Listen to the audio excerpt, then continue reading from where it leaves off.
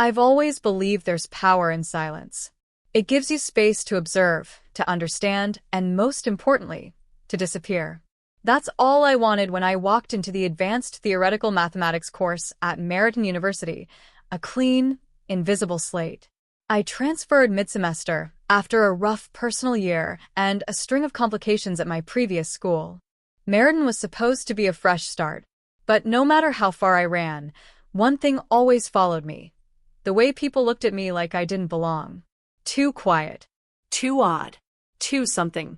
I chose a seat in the very back corner of the lecture hall, where the fluorescent lights didn't hit as harshly, and where no one made eye contact unless they had to.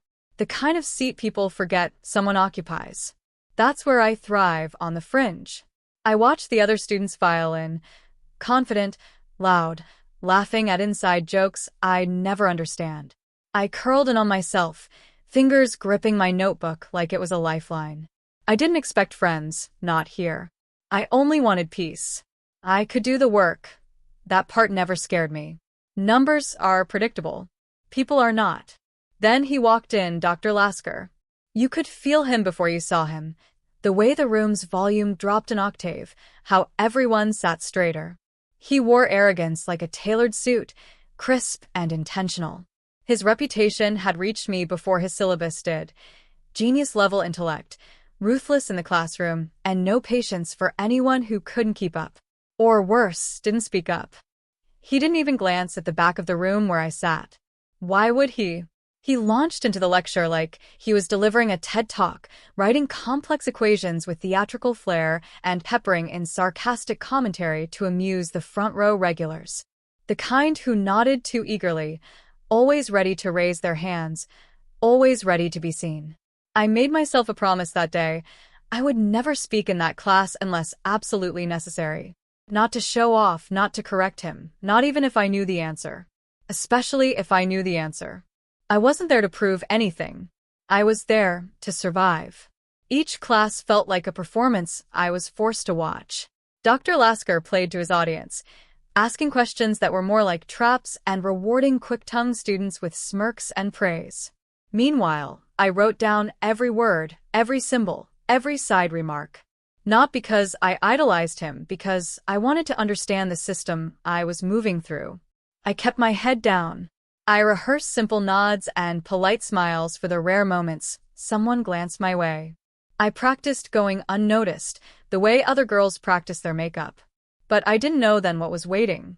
I didn't know that staying quiet wouldn't be enough. That silence, no matter how carefully built, could still be shattered, with one equation and one moment I hadn't planned for. And when it came, even Dr. Lasker wouldn't know what to say.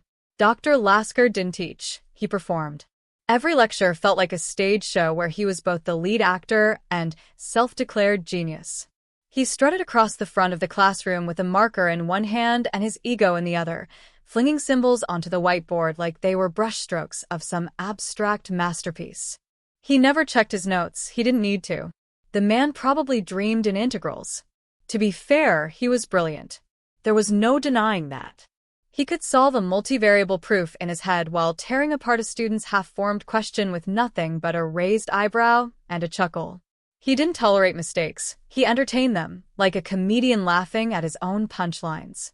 He had a very specific type of student he liked. The bold ones. The confident ones who leaned forward in their seats, who didn't mind interrupting him mid-sentence to offer a theory, even if it was wrong. Especially if it was wrong. He loved to correct them, to show just how much smarter he was. And they seemed to love it too, like being roasted by him was a badge of honor. But if you were quiet, if you needed time to think, to process, to breathe, then you didn't exist. Or worse, you became a target. He never outright insulted anyone, but his words were sharp enough to cut, even wrapped in sarcasm. Oh, no thoughts? Just soaking it in like a sponge, are we? I see the back rows taken a vow of silence again. Very monk-like. The class would laugh.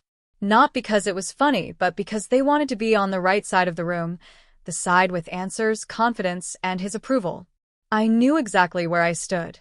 Invisible, forgettable, and preferably silent. I often wondered if Dr. Lasker had forgotten what it was like to struggle. Or maybe he never did. Maybe he was born with the answers already written into his brain, and people like me, people who needed time and space and silence, were just obstacles to his performance. Still, I kept watching, listening, learning. Because every performer, no matter how polished, eventually misses a step. And I was quietly waiting for mine. It happened on a gray Thursday afternoon, the kind of day that makes everything feel a little heavier.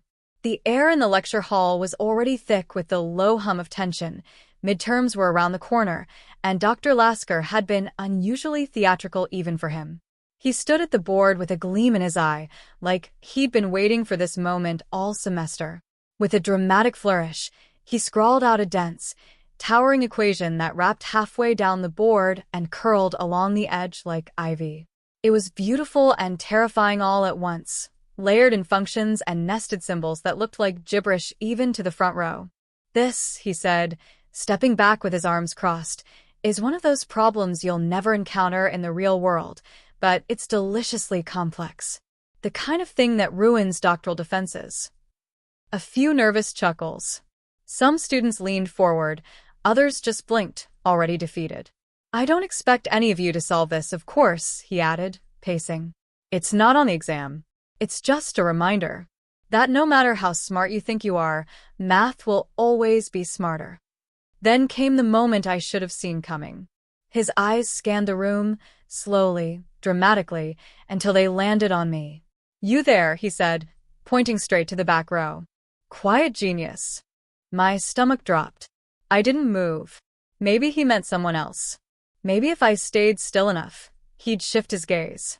Miss Amira, isn't it? He said with mock curiosity, as if reading my name from the air. You've been absorbing knowledge like a monk in silent meditation all semester. Surely you can shed some light on this.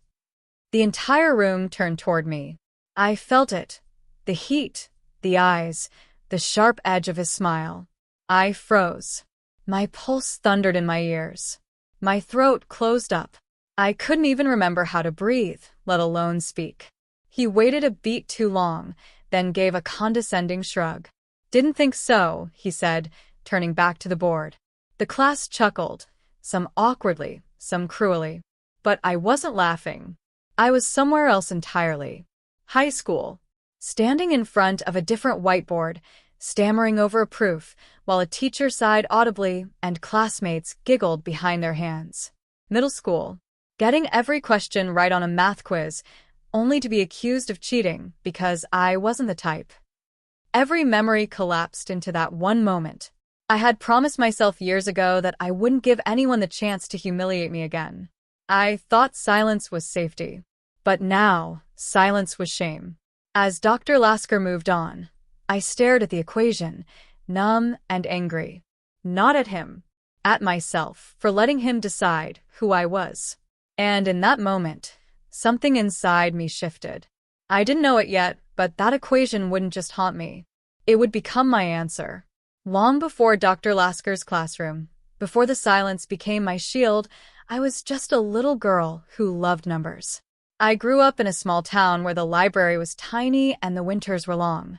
My dad worked night shifts at the local plant, but during the day, when he wasn't catching up on sleep, he'd sit with me at the kitchen table and slide logic puzzles across the surface like they were treasure maps. Math isn't just numbers, he'd say. It's patterns. It's music. It's a secret language the world is written in. We'd race through riddles, fold origami into geometric shapes, and turn grocery receipts into problems about unit price and rounding. Most kids hated math homework. I begged for extra. I remember the first time I solved a problem before my dad did. I was 9. He didn't look surprised, just proud. By middle school, I was competing in regional math tournaments, wearing ribbons I didn't know how to talk about without sounding like I was bragging. My teachers called me gifted. Other kids called me weird. High school was worse. Suddenly, everything changed. Being smart wasn't cute anymore, it was threatening. Teachers questioned if I had help. Classmates whispered that I must be cheating. Once, I corrected a boy during a quiz review, and he muttered loud enough for the room to hear, "Try not being a know-it-all for once." That was the last time I raised my hand. I stopped entering competitions. I kept my head down. Solved problems in notebooks I never showed anyone. I told myself I was just focusing, that I didn't need attention or praise. But really, I was afraid. Afraid that every time I got something right, it would make someone hate me a little more. So I kept my love for math quiet, like a flame I cupped in my hands. I didn't want to show it to the world anymore, not because it wasn't bright, but because too many people had tried to blow it out. When I applied to Meriton, I told myself I'd finally learn in peace. I didn't need to prove anything to anyone. I just wanted space to think, to grow. But standing there in that lecture hall, with Dr. Lasker's voice still echoing in my head, I realized hiding had its limits. And maybe, just maybe, I was done hiding. Sleep didn't come that night. I lay in bed staring at the ceiling, but all I could see was the equation. The one Dr. Lasker called impossible, the one he paraded in front of the class like a trophy none of us were worthy to touch. And then there was his face. That smug, satisfied smirk when I said nothing. Like he'd proven something. Like he'd known all along that I didn't belong. I told myself it didn't matter. I wasn't there for validation. I wasn't going to get dragged into some battle of egos. But that equation burned in my brain like it was written behind my eyes. At 2 a.m., I sat up, turned on my desk lamp, and opened my notebook. Just to look at it again, I told myself. Just to understand why it mattered so much to him. I copied it down from memory. Every curve, every symbol, every recursive nightmare buried inside it. It wasn't just difficult. It was layered. Intentional. Like it had been designed to humiliate, not challenge. I stared at it for hours. I couldn't let it go. Not because I wanted to prove him wrong, at least that's what I kept telling myself, but because I needed to know if it could be solved. Because if it could, then maybe the world wasn't as rigid as people like Dr. Lasker made it seem. Days blurred together. I skipped breakfast. Then lunch. Then a few lectures. I lived in a fog of numbers and scribbles. My fingers smudged with graphite, pages torn out and crumpled, trash bin overflowing. I lost track of time. The sun came and went behind closed curtains. I barely spoke. I forgot to reply to texts. My body protested, but my mind wouldn't let go. There were moments of near breakthrough followed by crashing frustration. I told myself I was done more than once, closed the notebook, stood up, tried to walk away. But I always came back. And then on the third night I saw it. It wasn't a flash of lightning. It was more like a thread I hadn't noticed before, buried under the weight of unnecessary complexity. A subtle symmetry in the nested functions, almost elegant once you stripped away the noise. He'd masked it well, hid it behind a dense forest of misdirection, but there it was, a pattern. A path. My heart pounded as I followed it, carefully, afraid it would vanish if I moved too fast. But it held. Step by step, I built the framework, stripped away the excess, restructured the equation like a puzzle finally turning into a picture. It was solvable, and I could solve it. Not for Dr. Lasker. Not for the class. For me. Because once again, I had found that joy, the quiet thrill I'd known as a child, sitting at the kitchen table with my father, discovering that the world made sense if you knew how to look. I didn't sleep much the night before. Not out of obsession this time, but anticipation. For the first time in years, I wasn't hiding behind the numbers. I was ready to speak them aloud.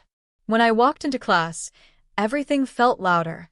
The shuffle of backpacks, the clatter of laptops, the hum of conversation. But inside me, something had settled. Dr. Lasker entered a few minutes late, as usual, barely acknowledging us before launching into a lecture about boundary conditions and abstract limits. I waited. My notebook sat closed in front of me. My hands rested calmly on the desk. Then it happened. He returned to the board, uncapped his marker with a flourish, and turned back to that towering equation, the same unsolvable one he'd mocked us with days ago. Now, he said with that familiar smirk, let's revisit the monster that broke a dozen doctoral candidates and at least one tenured professor. The class chuckled. He was getting ready to move on when I did it. I raised my hand, The movement felt foreign, unnatural, like stretching a muscle I hadn't used in years. Heads turned. A few students actually gasped. Dr. Lasker blinked, confused. Then a slow smile crept onto his face, patronizing, amused. Well, This is unexpected. Miss Amira, you have something to add. My throat tightened, but I nodded. I'd like to try solving it. A pause. Then laughter. Nervous, unsure. Dr. Lasker glanced at the class, then waved toward the board like a magician inviting an audience volunteer. By all means, impress us. My legs felt like iron as I stood. Every step to the front of the room sounded louder than it should have. The marker felt slick in my hand, and the board, once so distant and safe, loomed like a stage. For a moment, I stood frozen. Then I remembered the notebook in my room, the sleepless nights, the thrill of uncovering the solution. I took a deep breath, and I began, step by step, slowly. carefully. At first, no one reacted. The room was quiet, maybe out of pity, maybe confusion. But as the markers slid across the whiteboard and lines of logic began to emerge from the chaos, something shifted. I explained each move, my voice steadying with every phrase. I unraveled the misdirection, simplified the nested loops, highlighted the symmetry he had buried beneath layers of mathematical noise. I didn't glance back until I reached the halfway point. The front row students were leaning forward. One of them was jotting notes furiously. I kept going. When I drew the final line, boxed the final value, and circled it, there was a full 10 seconds of silence. Then a chair creaked. A pen dropped. Someone whispered, "Holy." Dr. Lasker hadn't moved. His arms were still crossed, but his smile had disappeared. He stared at the board, then at me, then back at the board. "I see," he said slowly. I turned to face him, adrenaline still buzzing in my veins. "It's solvable," I said simply. He opened his mouth, but no words came out. For once, the great Dr. Lasker had nothing to say. The class didn't erupt in applause. There was no slow clap, no grand celebration. Just stunned, absolute silence. And for the first time in a very long time, I stood in that silence, seen, heard, and completely unafraid. I stood at the board, marker still in hand, the final box solution staring back at me like a quiet revolution. The classroom was utterly still. Not the usual stillness of students zoning out or scrolling through their laptops. This was different. It was the kind of silence that followed an earthquake. Like everyone was trying to understand what had just happened. Dr. Lasker remained at his podium, frozen. His lips parted slightly, as if he were about to speak, but no words came. He looked at the board, then at me, and then back again, as though waiting for the flaw to reveal itself. But it didn't. Because there wasn't one. He took a step forward, brow furrowed. How did you? His voice trailed off. He wasn't asking because he didn't understand the solution, he did. I could see it in his eyes, that flicker of recognition when someone finds themselves outplayed. He was asking because he didn't understand me. From behind me, a voice whispered, "She solved it." It wasn't loud, but in the quiet room, it echoed like a bell. A few heads turned. I heard a pen fall to the floor. Someone near the back said under their breath, "No way." I turned to face Dr. Lasker. The fear that used to knot in my chest whenever I had to speak in class had vanished. It didn't matter if my voice shook. I wasn't speaking for approval anymore. I met his eyes and said, clearly and calmly, "You said it was impossible." He blinked. "It wasn't a challenge," he muttered, almost defensively. "It was theoretical." "Then why put it on the board?" I asked. "Why ask us to try if you didn't think anyone could?" He didn't answer. The silence stretched. No one laughed. No one smirked. They were all still watching me, people who hadn't noticed I existed just a week ago. But this wasn't about them, or even about him. It was about the equation. The joy of unraveling something difficult. The quiet confidence I had buried for years under layers of anxiety and shame. And now there it was, out in the open on a whiteboard in front of everyone. Not to prove I was better, but to prove I had always belonged. The silence said more than any compliment ever could. For once, I didn't need to disappear into the background. I had written myself into the equation, loud, clear, and undeniable. When the class ended, no one moved right away. Usually, students were packing up before the clock even struck the hour, eager to escape. But this time, the room just lingered. A few notebooks remained unopened. Laptops sat idle. And all eyes, for once, weren't on Dr. Lasker. They were on me. As I capped the marker and stepped away from the board, someone from the second row stood up and approached. "That was insane," he said, still wide-eyed. I didn't even know that solution path was possible. Another girl, one of the louder ones who always had a hand raised, offered a shy smile. "Do you tutor?" she asked. Seriously. More students joined in, not in a swarm, but a steady trickle. Some just nodded respectfully as they passed. Others offered quick, stunned congratulations. Most didn't know what to say.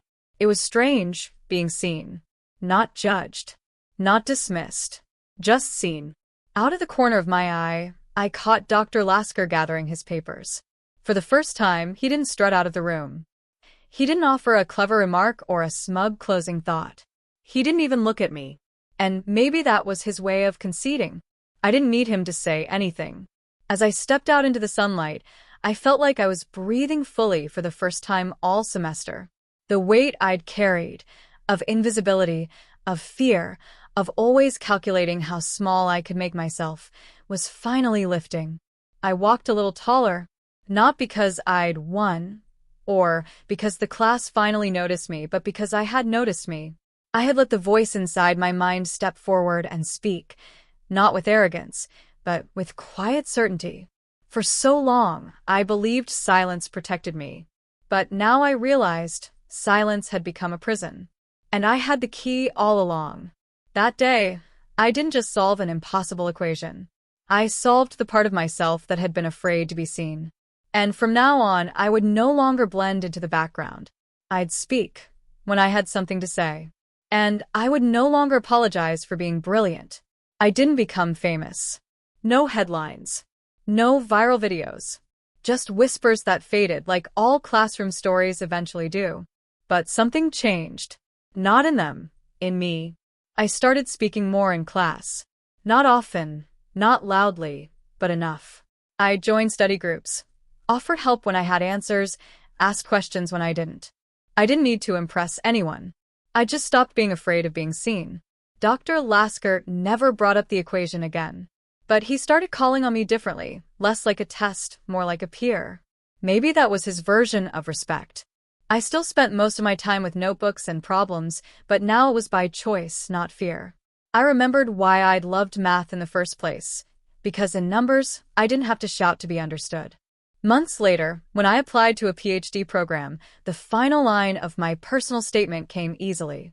"I may be quiet," I wrote, "but math is how I speak loudest." And that was enough. Because I had found my voice, precise, patient, and powerful. And I would never let it be silenced again.